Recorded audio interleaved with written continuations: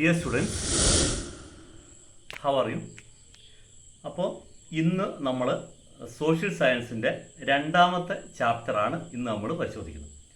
അപ്പോൾ കഴിഞ്ഞ ചാപ്റ്ററിൽ നമ്മൾ യൂറോപ്പ് ഇൻ ട്രാൻസിഷൻ അഥവാ യൂറോപ്പ് പരിവർത്തന പാതയിൽ എന്നുള്ള ഭാഗമായിരുന്നു നമ്മൾ ചർച്ച ചെയ്യുന്നത്.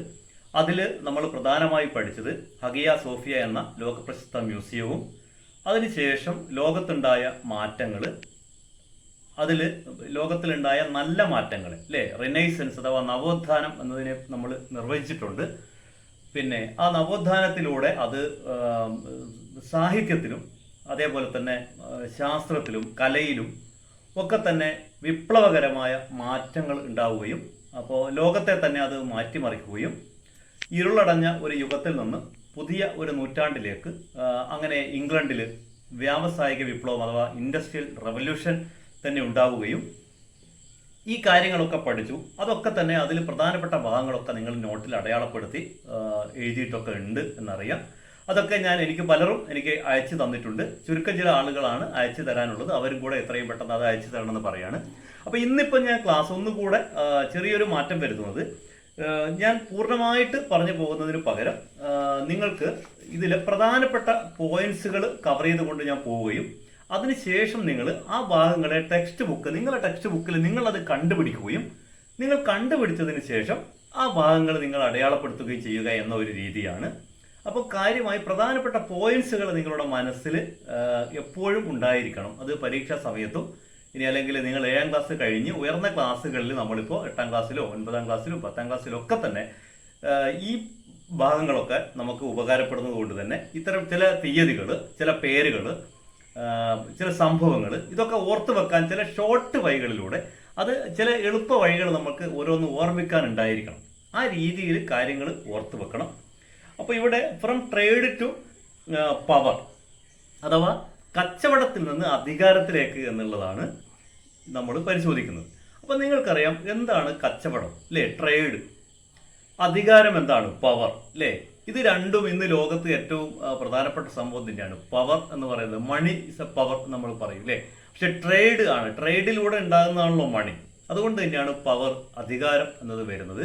നിങ്ങൾക്കറിയാം നമ്മുടെ രാജ്യം, ഇന്ത്യ രാജ്യം ഒരുപാട് കാലം റൂൾഡ് ബൈ ബ്രിട്ടീഷ് അല്ലേ. ഇംഗ്ലണ്ട് എന്ന് പറയുന്ന രാഷ്ട്രത്തിന്റെ അധീനതയിലായിരുന്നു. 1947 1947 ഓഗസ്റ്റിലാണ് ഇന്ത്യ ഇൻഡിപെൻഡന്റ് കൺട്രി ആയി മാറുന്നത്. അതിനു മുമ്പുള്ള ഒരുപാട് കാലഘട്ടം ഇന്ത്യയിൽ ഒരുപാട് വിദേശ ശക്തികൾ ഇവിടെ ഭരണം നടത്തിയിട്ടുണ്ട് എന്നും അതിൻ്റെ ചരിത്രങ്ങളൊക്കെ തന്നെ കുറേ ഭാഗങ്ങളൊക്കെ നമ്മൾ 5ാം ക്ലാസ് 6ാം ക്ലാസ്സിലൊക്കെ നമ്മൾ പഠിച്ചിട്ടുണ്ട്. ഇനി ഒരുപാട് കാര്യങ്ങൾ നമ്മൾ ഇനി പഠിക്കാൻ പോകുന്നുണ്ട്. അപ്പം ഇവിടെ ഈ ചാപ്റ്റർ തുടങ്ങുന്നത് തന്നെ ഒരു സ്റ്റോറി ആയിട്ടാണ്. സ്റ്റോറി എന്ന് പറയുമ്പോൾ didn't you listen to the story of pepper എന്നാണ് അതിൽ ചോദിക്കുന്നത്. ഈ പെപ്പറിൻ്റെ കഥ അഥവാ പെപ്പർ എന്ന് പറഞ്ഞാൽ നിങ്ങൾക്കറിയാം നമ്മളെ കറുത്ത സ്വർണം എന്ന് പറയുന്ന കുരുമുളക് അല്ലേ. നമ്മുടെ രാജ്യത്തെ നമ്മുടെ സംസ്ഥാനത്തെ സുഗന്ധ വിളകളിൽ ഏറ്റവും വില കൂടിയോ നമുക്ക് ഏറ്റവും അത്യാവശ്യമുള്ളൂ, നമ്മുടെ ആഹാരത്തിലൊക്കെ തന്നെ ഏറ്റവും കൂടുതൽ നമുക്ക് ഉപയോഗിക്കാൻ കഴിയും ഇന്നും അന്നും എന്നും ഉള്ള ഒരു സാധനമാണെന്ത്, കുരുമുളക് അഥവാ black pepper. The spices of our land were essential to the foreigners. നമ്മുടെ ഈ നാട്ടിലെ സുഗന്ധ വ്യഞ്ജനങ്ങളാണ് വിദേശികളെ സംബന്ധിച്ചിടത്തോളം അവരെ ഏറ്റവും ആകർഷിക്കപ്പെട്ടത്. The traders all over the world used to visit here to collect the spices ആണ്.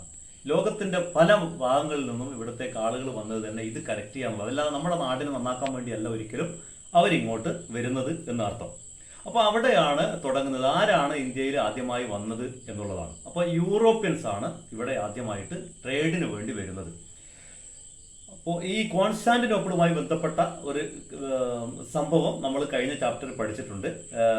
1453 അല്ലേ, 1453 തുർക്കികൾ കോൺസ്റ്റാന്റിനോപ്പിൾ പിടിച്ചതോടുകൂടി യൂറോപ്പും ഏഷ്യയും തമ്മിലുള്ള ആ ഒരു കവാടം അല്ലെങ്കിൽ ഒരു വഴി എന്ത് ചെയ്ത് അടയുകയും പിന്നീട് യൂറോപ്യൻസിന് ഏഷ്യയിലേക്ക് വരാൻ പുതിയ വഴികൾ കണ്ടെത്തേണ്ടി വരികയും അപ്പോൾ അവരെന്ത് ചെയ്തു, they found the route through the sea, അതായത് കടൽ മാർഗം അവർക്ക് ഈ ഇന്ത്യയിലേക്ക് വരാൻ ഏഷ്യയിലേക്ക് എത്തിപ്പെടാൻ, നമ്മുടെ രാജ്യത്ത് എത്തിപ്പെടാനുള്ള വഴികൾ അവർ ആരംഭിച്ചു എന്നുള്ളത് തുടക്കം നമ്മൾ കഴിഞ്ഞ ക്ലാസ്സിൽ നമ്മൾ മനസ്സിലാക്കിയിട്ടുണ്ട്.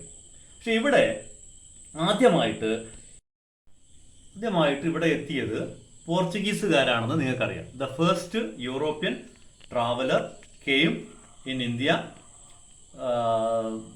ദേ arrived in Kappad in Kozhikode അവർ കേരളം. ഇവിടെ കേരളത്തിൽ കാപ്പാട് 1498 മെയ് മാസം 3 കപ്പലുകളുമായി വാസ്കോഡി ഗാമയും സംഘവും കപ്പലിറങ്ങുകയും, അത് നമുക്കെല്ലാവർക്കും ജനറലായിട്ട് എല്ലാവർക്കും അറിയുന്ന കാര്യമാണ്. ആദ്യമായിട്ട് എത്തിയ സഞ്ചാരി 1498 വാസ്കോഡി ഗാമയാണ്. പക്ഷെ അതിനുശേഷം നമ്മൾ മനസ്സിലാക്കേണ്ടത് പ്രധാനമായിട്ട് 4 ശക്തികളാണ് ഈ രാജ്യത്ത് അവർ അധികാരം സ്ഥാപിച്ചത്. ഈ 4 പലപ്പോഴും ഓർഡറിൽ മനസ്സിലാക്കാൻ നിങ്ങൾക്ക് ബുദ്ധിമുട്ടുണ്ടാകും. അതിന് ഞാനൊരു എളുപ്പം പറയുകയാണ്. ഫസ്റ്റിൽ വന്നത് പോർച്ചുഗീസ് ആണെന്ന് നിങ്ങൾ മനസ്സിലാക്കുന്നു. എന്നാൽ അവസാനം ഇവിടുന്ന് പോയത് ഇംഗ്ലീഷുകാരാണ്. പക്ഷേ അവസാനം വന്നത് ഇംഗ്ലീഷുകാരല്ല എന്ന് ഓർമ്മിക്കുക. അവസാനമായി വന്നത് ഫ്രഞ്ചുകാരുമാണ്. അപ്പോൾ പിന്നെ അതിൻ്റെ നടുവിൽ വന്നിരിക്കുന്നത് പോർച്ചുഗീസുകാർക്ക് ശേഷം ഡച്ചുകാരാണ് വന്നത്. ഫ്രഞ്ചുകാർക്ക് മുമ്പേ വന്നത് ഇംഗ്ലീഷുകാരുമാണ്. ക്ലിയർ ആണല്ലോ? Vasco da Gama got a profit which was 60 times greater than the cost of their voyage by selling the goods they took back with them എന്നാണ്. അതായത് വാസ്കോഡി ഗാമക്ക് ഇവിടെ വരാൻ, ഈ സമുദ്രമാർഗം ഇവിടെ എത്തിപ്പെടാൻ ഉണ്ടായ ചെലവിന്റെ 60 ഇരട്ടിയോളം വരുന്ന സമ്പത്താണ് ഇവിടുന്ന് തിരിച്ചു കൊണ്ടുപോയത് എന്നർത്ഥം. അത് ഞാൻ തുടക്കത്തിൽ പറയാൻ കാരണം, ഇങ്ങനെ വിദേശ ശക്തികൾ ഇന്ത്യയിൽ നിന്ന് ആ കാലഘട്ടത്തിൽ എത്രത്തോളം കൊള്ളയടിച്ചു എന്നതിനെ കുറിച്ച് നമ്മൾ ഇതിൽ മനസ്സിലാക്കേണ്ടതാണ്. അതാണ് ട്രേഡ് ടു പവർ എന്ന് പറയുന്നത്. ഈ കച്ചവടത്തിലൂടെ അധികാരം സ്ഥാപിക്കാൻ അവർക്ക് കഴിയുന്നത് അതുകൊണ്ട് തന്നെയാണ്. അത് നമ്മൾ മനസ്സിലാക്കണം. അപ്പോൾ ഇവിടെ ഒന്നാമതായി വാസ്കോഡി ഗാമ എന്ന് ഞാൻ പറഞ്ഞു, ലാസ്റ്റിൽ ഇംഗ്ലീഷുകാർ. പക്ഷെ ഇവിടെ പോർച്ചുഗീസുകാർ ആദ്യമായിട്ട് വാസ്കോഡി ഗാമയുടെ നേതൃത്വത്തിൽ എത്തി. അപ്പോൾ വാസ്കോഡി ഗാമ 1498 വന്നു. ആരൊക്കെയായിരുന്നു വാസ്കോഡി ഗാമയുടെ കൂടെ ഉണ്ടായിരുന്നത്? വാസ്കോഡി ഗാമ സംഘവും വന്നതിന് ശേഷം പോർച്ചുഗീസുകാർ തന്നെ വീണ്ടും അൽമേദ, അൽബുക്കർക്ക് എന്ന് പറയുന്ന 2 ടീമും കൂടെ ഇവിടത്തേക്ക് വരികയുണ്ടായി. ഇനി എവിടെയൊക്കെയാണ് ഇവർ ആധിപത്യം സ്ഥാപിച്ചത് എന്നുള്ളതാണ്. ഇവരുടെ പ്രധാനപ്പെട്ട വാണിജ്യ കേന്ദ്രം എന്ന് പറയുന്നത് ഒന്ന് ഡാമനും മറ്റൊന്ന് ഗോവ, ഡാമൻ, ഡ്യൂ. ഈ 3 പ്രദേശങ്ങളാണ് ഇവരുടെ അധീനതയിലാക്കിയ പ്രദേശങ്ങൾ. ഇപ്പോഴും നമുക്ക് അവരുടെ ഈ ഡാമൻ, ഡ്യൂ പ്രദേശങ്ങളൊക്കെ അന്നത്തെ അവരുടെ അവശിഷ്ടങ്ങളൊക്കെ നമുക്ക് കാണാൻ കഴിയും.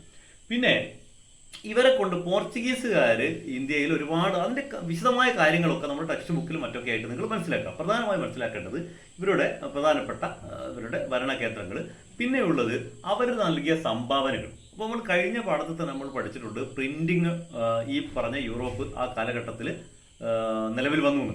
അപ്പോൾ പ്രിന്റിംഗ് മെഷീൻ എന്ന് പറയുന്നത് ഇവർ നൽകിയ ഒരു സംഭാവനയാണ്. അതുകൊണ്ട് നമുക്ക് ഒരുപാട് നേട്ടങ്ങൾ ഉണ്ടാക്കാൻ കഴിഞ്ഞിട്ടുണ്ട്. പിന്നെ ഉള്ളത് അവർ തന്ന ഒരു കലാരൂപമാണ് ചവിട്ട് നാടകം എന്ന് പറയുന്നത്. അവർ നല്ല സംഭാവനയാണ്, ഇന്നും നമ്മുടെ നാട്ടിൽ നിലനിൽക്കുന്ന ഒരു. പിന്നെ ഉള്ളതാണെന്ത്, ഇവർ കുറേ നമ്മൾ ഇന്ന് ഉപയോഗിക്കുന്ന ഫലങ്ങൾ, അതായത് പൈനാപ്പിള്, റെഡ് ചില്ലി, ഗാവ, പപ്പായ, ടുബേക്കോ, അല്ലേ, ഇങ്ങനെയുള്ള കുറേ നല്ല ഫലങ്ങൾ ഇവരുടെ സംഭാവനയാണ്. ഇപ്പോൾ പൈനാപ്പിൾ നിങ്ങൾക്കറിയാം, റെഡ് ചില്ലി എന്ന് പറഞ്ഞാൽ അറിയാം അല്ലേ, മുളക്, ചുവന്ന മുളക്. ഗാവ എന്ന് പറഞ്ഞാൽ അറിയില്ലേ, പേരക്ക. പപ്പായ നിങ്ങൾക്കറിയാം, കർമൂസ എന്നുള്ള. ടുബേക്കോ അല്ലേ, ഈ ടുബേക്കോ എന്ന് പറയുന്നത് പുകയില. ഇതൊക്കെ ഇവരുടെ സംഭാവനകളാണ്. അതേപോലെ തന്നെ ഇവർ സ്ഥാപിച്ച കോട്ടകൾ എന്ന് പറയുന്നത് ഒന്ന് കോട്ടപ്പുറം ഫോർട്ട് തൃശ്ശൂർ ജില്ലയിലാണ്. കോട്ടപ്പുറം നമുക്ക് പോയാൽ ഇന്ന് എന്ത് ചെയ്യാം, വിനോദയാത്രക്കൊക്കെ പോയിട്ട് കാണാൻ പറ്റുന്നതാണ് കോട്ടപ്പുറം ഫോർട്ട്. പിന്നെ Saint Angelos port, Saint Angelo കോട്ട എന്ന് പറയുന്നത് നമ്മൾ അടുത്ത് കണ്ണൂരാണ്. ഇതൊക്കെ പലപ്പോഴും നിങ്ങൾ പോയി കണ്ടിട്ടുണ്ടാവും. അപ്പോൾ ഇതൊക്കെയാണ് ഇവർ ഉണ്ടാക്കിയ ഇവർ പ്രധാനമായിട്ടുള്ള ഈ നേട്ടങ്ങൾ ഈ പോർച്ചുഗീസുകാരുടെ ആയിട്ട്. പക്ഷെ പോർച്ചുഗീസുകാർക്ക് എന്തുകൊണ്ട് ഇന്ത്യയിൽ ഒന്നാമതായി വന്നു, പക്ഷേ അവർക്ക് ഇവിടെ ആധിപത്യം സ്ഥാപിക്കാൻ കഴിഞ്ഞില്ല എന്ന് ചോദിച്ചു കഴിഞ്ഞാൽ, ഇവർക്ക് വലിയ സൈനിക ശക്തി ഒന്നും ഉണ്ടായിരുന്നില്ല. പിന്നെ പ്രാദേശിക ഭരണകൂടങ്ങൾ ശക്തമായ എതിർപ്പുകൾ ഇവർക്ക് ഉണ്ടായിരുന്നു. ദ സമോറി അഥവാ സാമൂതിരി ആയിരുന്നു കോഴിക്കോട് അന്ന് ഭരിച്ചിരുന്നത്. He did not provide trading facilities ഇപ്പോൾ ട്രേഡിംഗ് ഫെസിലിറ്റീസ് പ്രൊവൈഡ് ചെയ്യാൻ അവർക്ക് കച്ചവടത്തിനുള്ള സൗകര്യങ്ങൾ ചെയ്തു കൊടുക്കാൻ സാമൂതിരി തയ്യാറാകാത്തത് കൊണ്ടാണ് ഇവർ കണ്ണൂരേക്കും മറ്റ് സ്ഥലങ്ങളിലേക്ക് പോവുകയും പിന്നീട് പോർച്ചുഗലിലേക്ക് തിരിച്ചു പോവുകയും ചെയ്തത്. ഇതേപോലെ തന്നെ ഇവർക്ക് എന്ത് ചെയ്യാൻ പറ്റിയില്ല, ഈ നാട്ട് പ്രദേശങ്ങളിൽ ആധിപത്യം സ്ഥാപിക്കാൻ മറ്റ് ശക്തികൾ നാട്ടുരാജാക്കന്മാരിൽ നിന്ന് അതിജീവിച്ച് മുന്നോട്ട് പോകാൻ കഴിയാത്തത് കൊണ്ട് തന്നെ ഇവർക്ക് അധികകാലം ഇവിടെ പിടിച്ചു നിൽക്കാൻ കഴിഞ്ഞില്ല. പിന്നീട് ആര് വരുന്നത്, ഡച്ചുകാരാണ് ഈ വിദേശികളായിട്ട് നമ്മുടെ രാജ്യത്തേക്ക് കടന്നു വരുന്നത്. അപ്പോൾ ഡച്ചുകാരെ കുറിച്ച് നിങ്ങൾക്കറിയാം, അവരും ഒരുപാട് സംഭാവനകൾ ഈ നമ്മുടെ നാട്ടിന് നൽകിയിട്ടുണ്ട്. പിന്നെ ഡച്ചുകാർ വരുന്നത് were the another European force who reached India following the Portuguese. പോർച്ചുഗീസുകാരെ പിന്തുടർന്നുകൊണ്ട് പിന്നെ എത്തിയ വിഭാഗമാണ് ഡച്ചുകാർ. ഇപ്പോൾ ഡച്ചുകാരുടെ പ്രധാനപ്പെട്ട ഇന്ത്യയുടെ താവളങ്ങൾ, അവരെ ഡച്ചുകാരെ ദേ ആർ ഓൾസോ നോൺ ലാന്തൻസ്. ഇവരെ ലാന്തൻസ് കൂടി ഇവർ അറിയപ്പെടുന്നുണ്ട്. അതേപോലെ നേരത്തെ നമ്മൾ പോർച്ചുഗീസുകാരെ പറങ്കികൾ എന്നാണ് അറിയപ്പെട്ടിരുന്നത്. അപ്പോൾ ഇവരുടെ പ്രധാനപ്പെട്ട വ്യാപാര കേന്ദ്രങ്ങൾ, ട്രേഡ് സെന്റർ എന്ന് പറയുന്നത് കൊച്ചി, കൊല്ലമാണ്.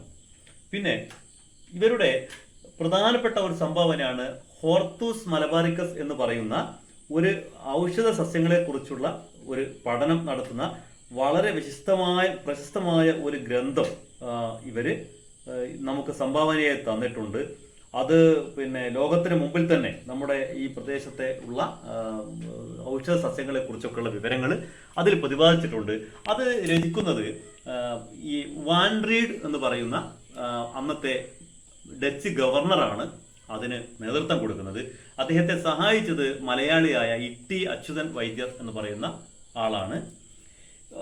ഈ Dutch were defeated by the battle of Colachel in 1741.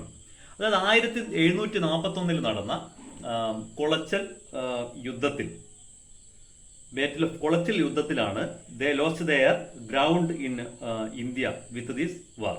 അപ്പോൾ ഇവർക്ക് ഇന്ത്യയിലുള്ള ആധിപത്യം ഈ കൊളച്ചിൽ യുദ്ധത്തോടു കൂടി അവസാനിക്കുകയാണ്. അതോടുകൂടി you got an idea about Hortus Malabaricus അല്ലേ? അപ്പോൾ നമ്മൾ ഈ ഹോർത്തൂസ് മലബാറിക്കസിനെ കുറിച്ച് നമ്മൾ വളരെ മുമ്പ് കേട്ടതാണ്. അത് വിശദമായിട്ട് നിങ്ങൾ എന്ത് ചെയ്യുക, ആ കാര്യം പോയിന്റ് ഓർമ്മിച്ച് വെക്കുക. ഹോർത്തൂസ് മലബാറിക്കസ് എന്ന ഗ്രന്ഥവും ഇട്ടി അച്യുതൻ വൈദ്യർ, അതുപോലെ വാൻ റീഡ് എന്ന് പറയുന്ന ഗവർണർ. ഇനി അടുത്തത് നെക്സ്റ്റ് വരുന്നത് ഇംഗ്ലീഷാണ്. English, the advantages of the English. English East India company സ്ഥാപിക്കപ്പെടുന്നത് 1600 1600 AD English East India company രൂപീകരിക്കപ്പെടുന്നത്. ബ്രിട്ടീഷുകാരുടെ പ്രധാനപ്പെട്ട വാണിജ്യ കേന്ദ്രം എന്ന് പറയുന്നത് ഒന്ന് സൂറത്തായിരുന്നു. സൂറത്ത് ഇൻ ഗുജറാത്തിലെ സൂറത്ത്. പിന്നെ അവര് ബോംബെ, കൽക്കത്ത, മദ്രാസ് എന്നീ 3 പ്രധാനപ്പെട്ട മേഖലകളാണ് ഇവരുടെ വ്യവസായ കേന്ദ്രങ്ങളായി മാറിയത്. അപ്പോൾ അതിനുശേഷം ഇവരെന്ത് ചെയ്യാണ്, പിന്നെ ബ്രിട്ടീഷുകാർ ഇവിടെ ഇന്ത്യയിൽ ആധിപത്യം ഉറപ്പിക്കുന്ന ഒരു സംഭവമാണ് ഉണ്ടായത്. പക്ഷെ ആ സമയത്ത് അവർക്ക് കൂടുതൽ അതിനുശേഷം എന്ത് ചെയ്തിട്ടുണ്ട്, പെട്ടെന്ന് തന്നെ ഫ്രഞ്ചുകാർ ഇവിടത്തേക്ക് വരികയാണ്. The competition for the monopoly of trade, French trade relations. അപ്പോൾ ഈ ഫ്രഞ്ച് ഇവിടെ ഉണ്ടായത്, French east India company was established in 1664 ആണ്. 1664 ഫ്രഞ്ച് ഈസ്റ്റ് ഇന്ത്യ കമ്പനി രൂപീകരിക്കപ്പെടുകയും അവരുടെ ഹെഡ്ക്വാർട്ടേഴ്സ് എന്ന് പറയുന്നത് പോണ്ടിച്ചേരിയാണ്. പിന്നീട് എന്ത് ചെയ്തു, പോണ്ടിച്ചേരി കൂടാതെ മാഹി, അതേപോലെ കാരക്കൽ എന്നീ പ്രദേശങ്ങളും ഡച്ച് അധിനിവേശ കേന്ദ്രങ്ങളായിരുന്നു. അപ്പോൾ മാഹി എന്ന് നമുക്കറിയാം, നമ്മുടെ കോഴിക്കോട് അല്ലെങ്കിൽ നമ്മുടെ അടുത്ത പ്രദേശത്തുള്ള തലശ്ശേരിക്ക് ഇപ്പുറത്ത് വടകരക്കും ഇടയിലുള്ള പ്രദേശമാണ് മാഹി എന്ന്. അത് പോണ്ടിച്ചേരി ഗവൺമെന്റിന്റെ കീഴിലാണ് അത് ഉള്ളത്. അപ്പോൾ ഈ സെന്റർ ഇന്നും അത് ഒരു കേന്ദ്രഭരണ പ്രദേശമായി തന്നെ അറിയപ്പെടുന്നത്. അന്ന് ഫ്രഞ്ച് കേന്ദ്രമായിരുന്നു, കോളനി ആയിരുന്നു ഈ മാഹി ഉൾപ്പെടെയുള്ള പ്രദേശങ്ങൾ. അപ്പോൾ ഇങ്ങനെ വ്യത്യസ്തമായ യൂറോപ്യൻസ് വന്നു എന്നുള്ളത് അവരുടെ പിന്നെ ഓരോ കേന്ദ്രങ്ങൾ നമുക്കൊരു മാപ്പ് തന്നു കഴിഞ്ഞാൽ നമുക്ക് അടയാളപ്പെടുത്താൻ കഴിയണം. അത് നിങ്ങളുടെ ടെക്സ്റ്റ് ബുക്കിൽ ഒരു മാപ്പുണ്ട്, അത് നിങ്ങളത് ചെയ്യണം. അത് ഡ്യൂ, സൂറത്ത്, ഡാമൻ, ബോംബെ, ഗോവ, മാഹി, കൊച്ചിൻ, കൊല്ലം, മദ്രാസ്, പോണ്ടിച്ചേരി, കാരക്കൽ, കൽക്കത്ത ഇതൊക്കെ തന്നിട്ടുണ്ട്. അത് ഏത് സംസ്ഥാനത്താണ് നിങ്ങൾ അടയാളപ്പെടുത്തി വെക്കേണ്ടത്. ഇനി നമ്മൾ പരിശോധിക്കുന്നത് the competition for the monopoly of trade ആണ്. ഈ European countries competed for monopolising trade with India. ഇന്ത്യയിൽ ആധിപത്യം സ്ഥാപിക്കാൻ വേണ്ടി ഈ കക്ഷികളൊക്കെ തന്നെ പരസ്പരം മത്സരിക്കാൻ തുടങ്ങി. ഇവിടെ the Portuguese and the Dutch were defeated at the very beginning of these competition. ആദ്യം തന്നെ ഡച്ചുകാരും പോർച്ചുഗീസുകാരും, ആദ്യം വന്ന പോർച്ചുഗീസുകാരും ഡച്ചുകാരും ആദ്യം തന്നെ പരാജയപ്പെട്ട് അവർ മടങ്ങിയിട്ടുണ്ട്. പക്ഷെ French and English became locked in intense rivalry and the conflict between these forces last long. ഒരുപാട് കാലം ഈ ഫ്രഞ്ചുകാരും ഇംഗ്ലീഷുകാരും ഇന്ത്യയിൽ ഒരുപാട് പരസ്പര യുദ്ധങ്ങൾ തന്നെ അവർ പരസ്പരം നടത്തുകയും അങ്ങനെ അവർ തമ്മിൽ നടത്തിയ യുദ്ധത്തിന് പറയുന്ന പേരാണെന്ത്, the India the South India English in South India was known as Carnatic was. ഇത് അവസാനം എന്ത് ചെയ്ത് ultimately the French were defeated എന്ന് പറഞ്ഞാൽ ഇംഗ്ലീഷുകാർ ജയിച്ച് എന്നർത്ഥം. അപ്പൊ കമ്പനി ഗെയിൻ പവർ. എങ്ങനെയാണ് ഈസ്റ്റ് ഇന്ത്യ കമ്പനി ഇന്ത്യയിൽ അധികാരത്തിലേക്ക് എത്തുന്നത് എന്നുള്ളതാണ്. After gaining the monopoly of trade the English East India company focused on the acquisition of power in India. അപ്പോൾ ഇവർ ഇംഗ്ലീഷ് ഈസ്റ്റ് ഇന്ത്യ കമ്പനി സ്ഥാപിച്ചതിന് ശേഷം ഇന്ത്യയിൽ എങ്ങനെ ആധിപത്യം ഉറപ്പിക്കുക എന്നുള്ളതായിരുന്നു ബ്രിട്ടീഷുകാരുടെ ശ്രമം. The company rule in India had it's inception in Bengal. അപ്പോൾ ബംഗാളിലാണ് ഇവർ ആദ്യമായിട്ട് ആധിപത്യം ഉറപ്പിക്കുന്നത്. അതിനൊരു കാരണമുണ്ട്. എന്താണ്? Agriculture prosperity. ബംഗാളിൽ ഇന്നും അന്നും ഒക്കെ എന്തുണ്ട്, കാർഷിക മേഖലയിൽ ഏറ്റവും അനുയോജ്യമായ പ്രദേശമാണ്. അത് നല്ല നദീതീരവും ഒക്കെ ഉള്ളത് കൊണ്ടാണ്. അതേപോലെ തന്നെ മറ്റൊരു പ്രത്യേകത എന്ന് പറയുന്നത് company to capture power in Bengal the British defeated Siraj ud Daulah. അപ്പോൾ അത് അവിടെ അധികാരത്തിലുണ്ടായിരുന്ന സിറാജ് ഉദ് ദൗല എന്ന് പറയുന്ന ഭരണാധികാരിയെ ബ്രിട്ടീഷുകാരെന്ത് ചെയ്ത് പരാജയപ്പെടുത്തി. ദ നവാബ് ഓഫ് ബംഗാളാണ് അദ്ദേഹം. In the battle of Plassey in 1757 1757 1757 ഈ ബംഗാളിലെ നവാബായിരുന്ന സിറാജ് ഉദ് ദൗളയെ ബ്രിട്ടീഷുകാർ പരാജയപ്പെടുത്തി അധികാരം കൈക്കലാക്കി എന്നർത്ഥം. Entire Bengal came under the company rule with its success in the battle of Buxar in 1764 1764. രണ്ടാമത് 1764 ബക്സാർ എന്ന് പറയുന്ന വീണ്ടും ഒരു യുദ്ധം നടന്നു. അപ്പോൾ നിങ്ങൾ ഓർമ്മിക്കേണ്ടത് ബക്സാർ യുദ്ധം, ആദ്യത്തെ പിന്നെ സിറാജ് ഉദ് ദൗല, അതേപോലെ തന്നെ 1757 പ്ലാസി യുദ്ധം. അപ്പം 2 യുദ്ധങ്ങൾ. അപ്പോൾ ഇതൊക്കെയാണ് ഇവരിലേക്ക് അധികാരം ബ്രിട്ടീഷുകാർ ആദ്യമായിട്ട് ബംഗാളിലാണ് സ്ഥാപിച്ചത് എന്ന് മനസ്സിലാക്കുക. The war between the English and the French happen mainly in the Carnatic region which include the major region of the present Tamil Nadu. അപ്പോൾ ഈ തമിഴ്നാട്ടിലെ കർണാടക എന്ന് പറയുന്ന പ്രദേശത്ത് വെച്ച് നടന്ന യുദ്ധങ്ങളായിരുന്നു ആര് തമ്മിൽ? ഈ ഫ്രഞ്ചുകാരും ഇംഗ്ലീഷുകാരും തമ്മിൽ നടന്ന യുദ്ധങ്ങൾ. അപ്പോൾ അതിലൂടെ ഇംഗ്ലീഷുകാർ പവർ എടുത്തു എന്ന് പറഞ്ഞു. അത് മറ്റൊരു വിദേശ ശക്തിയായിട്ടാണ്. ഇവിടെ നമ്മൾ പറയുന്നത് ഇന്ത്യയിൽ തന്നെ ആധിപത്യം സ്ഥാപിക്കാൻ ഇവിടെയുള്ള പ്രാദേശിക ഭരണകൂടങ്ങളെ യുദ്ധം ചെയ്ത് പരാജയപ്പെടുത്തുക എന്ന തന്ത്രമായിരുന്നു ബ്രിട്ടീഷുകാർ കൈക്കൊണ്ടത്.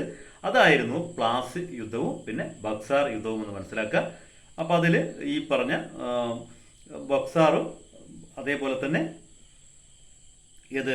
ഈ സിറാജ് ഉദ് ദൗളയെ നവാബായിരുന്ന അദ്ദേഹത്തിൻ്റെ Mir Kasim, the former nawab of Bengal, ഇവരെ രണ്ടുപേരെയും എന്താണ് ഇയാളുടെ സൈന്യാധിപനായ ഈ മിർ കാസിമിനെ കൂടെ നിർത്തി. അതായത് ഈ നവാബിൻ്റെ സൈന്യാധിപനായിരുന്ന മിർ കാസിമിനെ ബ്രിട്ടീഷുകാർ കൂടെ നിർത്തിക്കൊണ്ട് ചതിച്ചിട്ടാണ് ശരിക്കും എന്ത് ചെയ്യുന്നത്, ഈ സിറാജ് ഉദ് ദൗലയെ ഈ നവാബിനെ ഇവർ പരാജയപ്പെടുത്തുന്ന അർത്ഥം.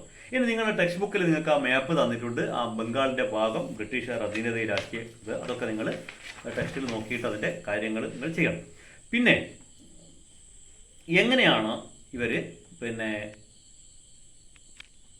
ഇനി ഈ ബംഗാളിൽ നിന്ന് ഇവർ ആധിപത്യം എന്ത് ചെയ്യാണ്, ഇന്ത്യയിൽ കൂടുതൽ സ്ഥലങ്ങളിലേക്ക് വ്യാപിപ്പിക്കുകയാണ്. അതായത് ദക്ഷിണേന്ത്യയിലേക്കൊക്കെ തന്നെ.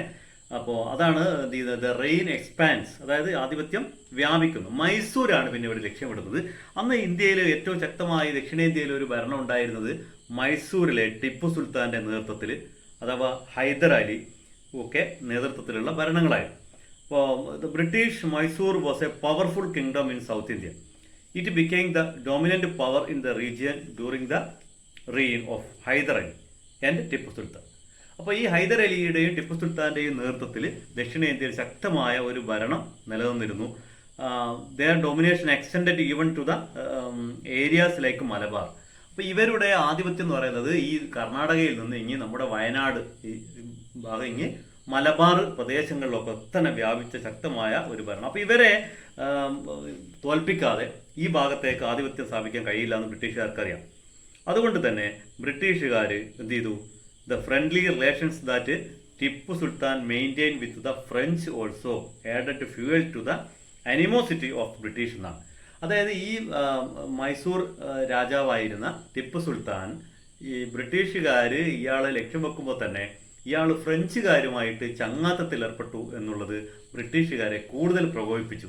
അപ്പോൾ ഇയാളെ കീഴടക്കിയാൽ മാത്രമേ ഈ പ്രദേശത്തേക്ക് എത്താൻ കഴിയൂ എന്നുള്ളത് ബ്രിട്ടീഷുകാർ ഇന്ത്യയിൽ നിലനിൽപ്പുള്ളൂ എന്ന് മനസ്സിലാക്കിയവർ ഈ ടിപ്പുവുമായി യുദ്ധം പ്രഖ്യാപിക്കുകയാണ്.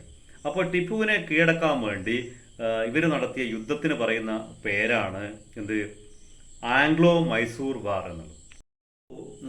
Fort bravely with the British and died in the fourth Anglo British വാറാണ്. 4ാമത്തെ യുദ്ധത്തിൽ വെച്ചാണ് ടിപ്പു സുൽത്താൻ ധീരമായി പോരാടിക്കൊണ്ട് മരണം വരിക്കുന്നത്. അപ്പോൾ അതോടുകൂടി എന്ത് ചെയ്ത് മൈസൂരിലെ ഈ 4ാം മൈസൂർ യുദ്ധത്തോട് കൂടിയിട്ട് മലബാർ ആൻഡ് കൂർഗ് എന്ത് ചെയ്തു, came under the British Reem.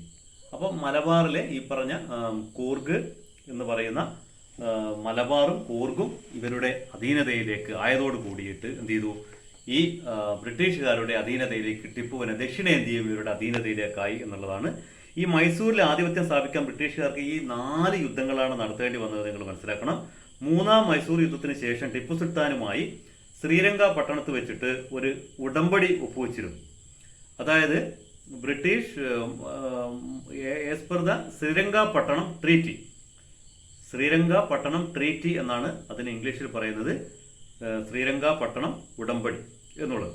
Tipu and British after the 3rd Anglo Mysore war, 3ാമത്തെ ആംഗ്ലോ മൈസൂർ യുദ്ധത്തിന് ശേഷമാണ് ഈ ഉടമ്പടി ഉണ്ടാക്കിയത്. പക്ഷേ 4ാമത്തെ യുദ്ധത്തിൽ ഇവർ ചതിച്ചുകൊണ്ട് തന്നെ ടിപ്പുവിനെ പൂർണ്ണമായി പരാജയപ്പെടുത്തുകയാണ് ചെയ്തത്. അപ്പോൾ ഈ ബ്രിട്ടീഷ് അധീനതയിലുള്ള പ്രദേശങ്ങൾ ഈ 19ാം നൂറ്റാണ്ട് തുടക്കത്തിൽ ഏതാണ്ട് എങ്ങനെയായി, നമ്മുടെ ഇന്ത്യയുടെ മാപ്പിൽ നിങ്ങൾക്ക് കാണാൻ കഴിയും. ബംഗാൾ, ഗുജറാത്ത്, അതേപോലെ ദക്ഷിണേന്ത്യയിലെ കർണാടക, പിന്നെ മലബാർ, ഇങ്ങനെയുള്ള ഭാഗങ്ങളൊക്കെ ബ്രിട്ടീഷുകാരുടെ അധീനതയിലേക്ക് വന്നു എന്നർത്ഥം. പിന്നീട് മറാത്ത പ്രവിശ്യയായിരുന്നു ബ്രിട്ടീഷുകാരുടെ അടുത്ത ലക്ഷ്യം. ഈ മറാത്തികൾ എന്ന് പറയുന്നത് ബ്രിട്ടീഷുകാരുടെ പരുത്തി കച്ചവടത്തിന് തടസ്സങ്ങൾ സൃഷ്ടിച്ചു. ഈ പരുത്തി കച്ചവടം ഇത് മറാത്ത പ്രദേശം കീഴടക്കാൻ ബ്രിട്ടീഷുകാരെ പ്രേരിപ്പിച്ചു. താമസിയാതെയാണ് നടത്തിയത് സിന്ധ്, പഞ്ചാബ്, ഔദ് നാട്ടുരാജ്യങ്ങളും അവർ കീഴടക്കി. അതായത് ഈ they conquered the princely states of Sindh, Punjab and Awadh. ഈ 3 പ്രദേശങ്ങളാണ് ഇവർ കൈകടത്തുന്നത്. We have seen that the British conquered the powerful princely states using military forces. Such states came under the British rule. Certain other princely states were affiliated through the treaties and legislations. അവിടെയാണ് ഇവരെന്ത് ചെയ്തത്, പല നാട്ടുരാജ്യങ്ങളെ ഉടമ്പടികൾ വഴിയും അതേപോലെ തന്നെ നിയമനിർമ്മാണം വഴിയുമാണത് അവര് വരുതിയിലാക്കിയത്. ഈ വെല്ലസ്ലി പ്രഭു നടപ്പാക്കിയ ഈ സൈനിക സഹായ വ്യവസ്ഥ, the subsidiary alliance introduced by Wellesley, Lord Wellesley. Then the doctrine of lapse അത് എക്സിക്യൂട്ടഡ് ബൈ ലോർഡ് ഡൽഹൌസി. അപ്പോൾ ഈ ഡൽഹൌസി പ്രഭു നടപ്പിലാക്കിയ ദത്തവകാശ നിരോധന നിയമവും രണ്ടും നിങ്ങൾ ഓർമ്മിക്കണം. ദത്തവകാശ നിരോധന നിയമം ഇംഗ്ലീഷിൽ എന്ത് പറയുന്നതിന് ഡോക്ട്രിൻ ഓഫ് ലാപ്സ്. അതേപോലെ തന്നെ സൈനിക സഹായ വ്യവസ്ഥ അഥവാ subsidiary alliance that is introduced by Lord Wellesley. അപ്പൊ ലോർഡ് വെല്ലസ്ലിയുടെ സബ്സിഡറി അലയൻസും ഓർമ്മിക്കുക, ഡോക്ട്രിൻ ഓഫ് ലാപ്സ് എന്ന് പറയുന്ന ലോർഡ് ഡൽഹൌസി പ്രഭുവിൻ്റെത്. The princely states like Hyderabad, Thanjavur and Indore entered into the subsidiary alliance. അപ്പൊ സൈനിക സഹായ വ്യവസ്ഥയിലൂടെ ബ്രിട്ടീഷുകാർക്ക് കീഴടങ്ങിയ പ്രിൻസിലി സ്റ്റേറ്റ്സ് ഏതൊക്കെയാണെന്ന് ചോദിച്ചാൽ എന്ത് പറയണം? Hyderabad, Thanjavur and Indore. The British annexed Sambalpur, Satara, Udaipur, Jhansi and Nagpur through the doctrine of lapse. അതായത് ഈ ദത്തവകാശ നിരോധന നിയമം അല്ലെ, അതിലൂടെ സാമ്പൽപൂർ, സത്താറ, ഉദയ്പൂർ, ഝാൻസി, നാഗ്പൂർ എന്നീ നാട്ടുരാജ്യങ്ങൾ ബ്രിട്ടീഷുകാർ പിടിച്ചെടുത്തു. അപ്പോൾ ഈ രണ്ടിലൂടെയും പിടിച്ചെടുത്തത് നിങ്ങൾ പ്രത്യേകം നോട്ട് ചെയ്യുക. നിങ്ങളുടെ ബുക്കിൽ നിങ്ങൾ എന്ത് ചെയ്യണം, ഞാൻ ഈ പറയുന്നത് കേട്ടിട്ട് നിങ്ങൾ അതിനനുസരിച്ച് അടയാളപ്പെടുത്തി വെക്കുക. അപ്പോൾ പിന്നെ നോട്ടിലും കൂടെ എഴുതുമ്പോൾ നിങ്ങൾക്ക് കൃത്യമായിട്ട് അത് ഓർമ്മ ഉണ്ടാവും.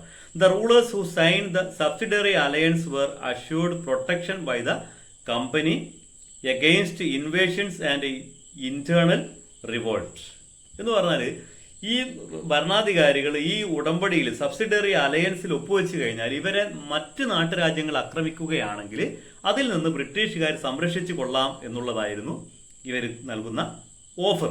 അങ്ങനെയാണ് ഇവരിതിന് തയ്യാറായത്. However, the actual administrative power of the states were with the representative of the company. ഇങ്ങനെ വരുമ്പോൾ എന്ത് ചെയ്യും? ഇങ്ങനെ ഉൾപ്പെടുന്ന നാട്ടുരാജ്യങ്ങളുടെ ഭരണം പിന്നെ സ്വാഭാവികമായിട്ടും കമ്പനിയുടെ അധീനത, കമ്പനിയുടെ റെപ്രസെൻറ്റേറ്റീവ് എന്ന് പറഞ്ഞാൽ കമ്പനി നിയമിക്കുന്ന അധികാരിയുടെ കൈകളിലേക്ക് എത്തുകയാണ് ചെയ്തത്. Lord Dalhousie introduce the policy of doctrine of lapse. ഈ ദത്തവകാശ നിരോധന നിയമം ഡൽഹൌസി പ്രഭു നടപ്പാക്കിയപ്പോൾ എന്ത് സംഭവിച്ചു? Where the ruler of a princely states died without a male heir the British could annex the state with British India എന്ന് പറഞ്ഞാൽ ഈ ദത്തവകാശ നിരോധന നിയമം എന്ന് പറഞ്ഞു കഴിഞ്ഞാൽ ഒരു രാജാവിൻ്റെ ആൺമക്കളില്ല എങ്കിൽ അപ്പോൾ എന്ത് ചെയ്യും? അദ്ദേഹത്തിൻ്റെ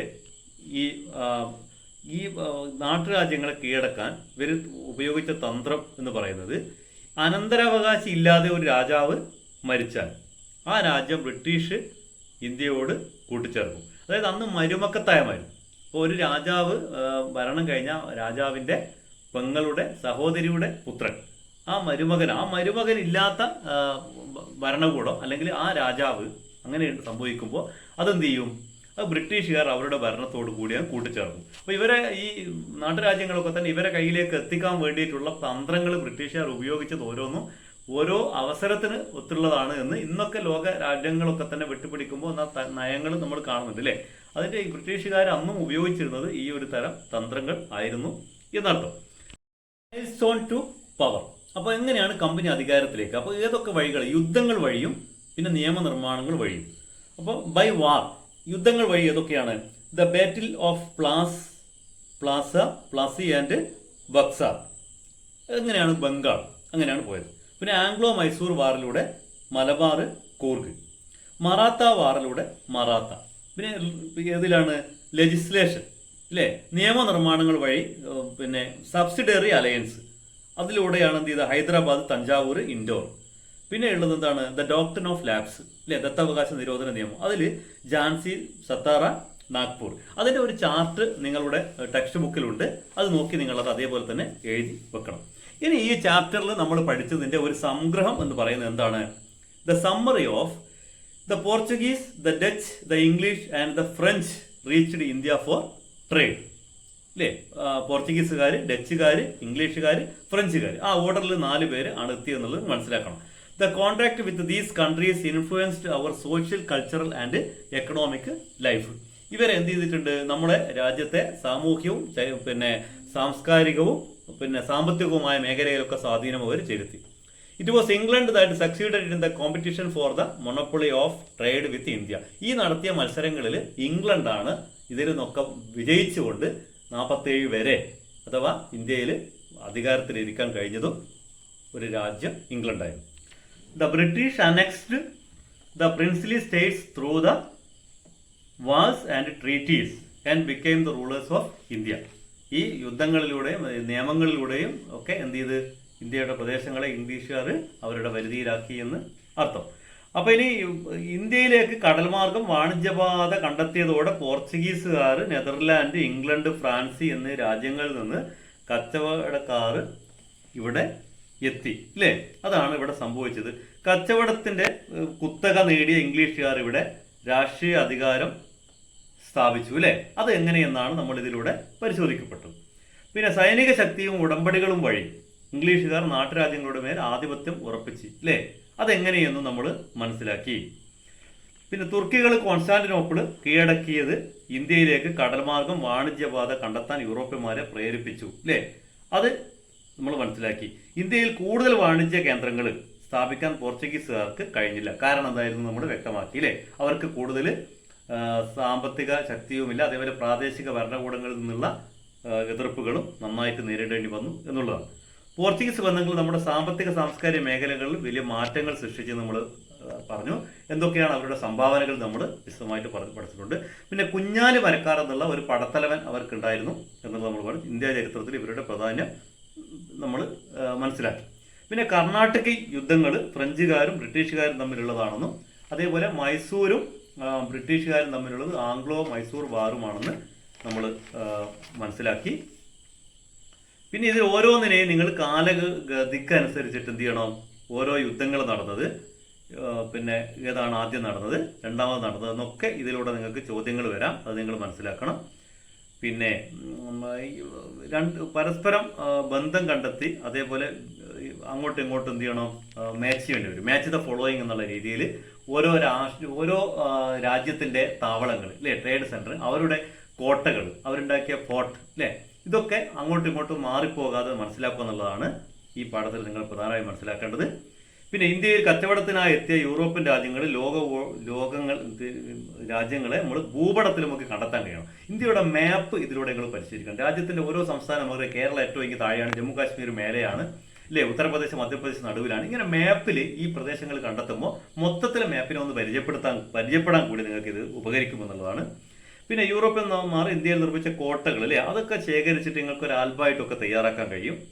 ഈ കോട്ടകളൊക്കെ സന്ദർശിച്ചിട്ട് നമുക്ക് ഇപ്പോൾ കോവിഡ് ആയതുകൊണ്ട് നമുക്ക് പോകാൻ പറ്റിയില്ലെങ്കിലും കോവിഡൊക്കെ കഴിയുമ്പോൾ ഇവിടെയൊക്കെ സന്ദർശിക്കുക എന്നുള്ളത് ഈ 7ാം ക്ലാസ്സിലെ ഈ പാഠഭാഗവുമായി ബന്ധപ്പെട്ടുള്ള ഒരു പഠനയാത്ര അല്ലേ, അത് നമ്മൾ ചെയ്യേണ്ടതാണ്. അപ്പോൾ ഇന്നത്തെ ക്ലാസ് നമ്മൾ സാധാരണ നമ്മുടെ ക്ലാസ്സിലെ ഒരു പീരീഡിന്റെ ഒരു സമയത്തിലാണ് നമ്മൾ എന്ത് ചെയ്തിരിക്കുന്നത്, ഒരു ചാപ്റ്റർ മുഴുവനായിട്ട് നമ്മൾ പറഞ്ഞ് നിർത്തിയതെന്ന് അറിയാം. സാധാരണ നമ്മൾ ക്ലാസ്സിൽ 1-2 ക്ലാസ്സൊക്കെ അതിന് വേണ്ടി 2-3 ക്ലാസ്സൊക്കെ വേണ്ടി വരാറുണ്ട്. അപ്പോൾ ഇവിടെ നിങ്ങൾ മനസ്സിലാക്കേണ്ടത്, ഞാൻ മൈന്യൂട്ടായിട്ട് ഇതിൻ്റെ പോയിന്റ് ആയിട്ട് നമ്മൾ കാര്യങ്ങൾ നിങ്ങൾ മനസ്സിലാക്കി നിങ്ങൾ ടെക്സ്റ്റ് വായിച്ച് നോട്ടിലേക്ക് എഴുതുകയൊക്കെ ചെയ്യുന്നതോട് കൂടിയിട്ട് ഇത് ക്ലിയർ ആവും. പിന്നെ ഇതിൻ്റെ സംശയങ്ങൾ നമുക്ക് ഇനി വാട്സപ്പിലൂടെയും മറ്റുമായിട്ട് നമുക്ക് ഡയറക്റ്റ് എന്ത് ചെയ്യാം, നിങ്ങൾക്ക് ചോദിക്കാം. ഞാൻ ഏത് സമയത്തും അത് ഞാൻ ക്ലിയർ ചെയ്ത് തരുന്നതാണ്. പിന്നെ നിങ്ങൾ ചെയ്യേണ്ടത്, ഈ ക്ലാസ് നമുക്ക് ഇതേപോലെ തന്നെ വാട്സപ്പ് ക്ലാസ്സും ടെലിഫോണിലൂടെയുള്ള നമ്മുടെ കമ്മ്യൂണിക്കേഷൻ്റെ ഒക്കെ പുറമെ ഈ യൂട്യൂബ് ക്ലാസ്സുകൾ നിങ്ങൾ ഇത് ഓരോരുത്തർ എന്ത് ചെയ്യുക, ഇത് സബ്സ്ക്രൈബ് ചെയ്യുകയും പിന്നെ എന്നാലാണ് അടുത്തതായിട്ട് നിങ്ങൾക്ക് ക്ലാസ്സുകൾ ഓരോന്നായിട്ട് പിന്നെ പ്രത്യേകിച്ച് നിങ്ങൾക്ക് അയച്ചില്ലെങ്കിൽ നിങ്ങൾക്ക് കാണാൻ കഴിയും. പിന്നെ നിങ്ങൾ ക്ലാസ്സിലെ കമൻസുകൾ നിങ്ങൾക്ക് പറയാം. ക്ലാസ്സിൽ എന്താണ് മനസ്സിലാകാത്തത് മോശമൊക്കെ ആണെങ്കിൽ നിങ്ങൾക്ക് അവിടെ അൺലൈക്കിൻ്റെ ഇതുണ്ട്, ലൈക്കിൻ്റെ ഓപ്ഷൻ ഉണ്ട്. പിന്നെ കമൻസുകൾ ഇടാം, അതുകൊണ്ടൊന്നും പ്രശ്നമില്ല. നിങ്ങൾക്ക് നിങ്ങളുടെ ക്ലാസ് കേൾക്കുമ്പോഴുള്ള കമൻസ് എങ്കിലാണ് അടുത്ത ക്ലാസ്സിൽ എനിക്കത് പരിഹരിച്ചുകൊണ്ട് നിങ്ങൾക്ക് വേണ്ടി, ഇതിപ്പോൾ നമ്മൾ മൊത്തത്തിൽ ഇതിൽ വേണ്ടി ചെയ്യുന്നതല്ലല്ലോ, നമ്മുടെ ക്ലാസ് നമ്മുടെ സ്കൂളിലെ കുട്ടികൾക്ക് വേണ്ടിയാണ് നമ്മളിത് ഫോക്കസ് ചെയ്യുന്നത് എന്നതുകൊണ്ട് ഇനി ആരെങ്കിലും നിങ്ങൾ ഷെയർ ചെയ്ത് കൊടുക്കുന്നതുകൊണ്ട് പ്രശ്നമില്ല. അപ്പോൾ ആ രീതിയിലാണ് നിങ്ങളിത് കാണേണ്ടത്. അപ്പോൾ ഈ ക്ലാസ്സിൽ എല്ലാവരും ക്ലാസ് കാണുക, ഇതിൽ പിന്നെ സംശയങ്ങൾ രേഖപ്പെടുത്തുക, നന്നായിട്ട് ഓരോന്ന് എടുക്കുന്ന ഭാഗം അപ്പം മനസ്സിലാക്കിക്കൊണ്ട് മുന്നോട്ട് പോകാൻ വേണ്ടി എല്ലാവരും ശ്രമിക്കുക. സോഷ്യൽ സയൻസ് എന്ന് പറയുന്ന 7ാം ക്ലാസ്സിൽ വളരെ പ്രധാനപ്പെട്ട ഒരു വിഷയമാണ്. നമുക്ക് USSC എക്സാമിനേഷനൊക്കെ വരുമ്പോൾ ഈ ഭാഗങ്ങളൊക്കെ നമുക്ക് വളരെ ഉപകാരപ്പെടുന്നതാണ്. ഇപ്പം തന്നെ എല്ലാവരും അത് പഠിച്ചുകൊണ്ട് മുന്നോട്ട് പോവുക. ഓക്കെ, എല്ലാവർക്കും താങ്ക് യു.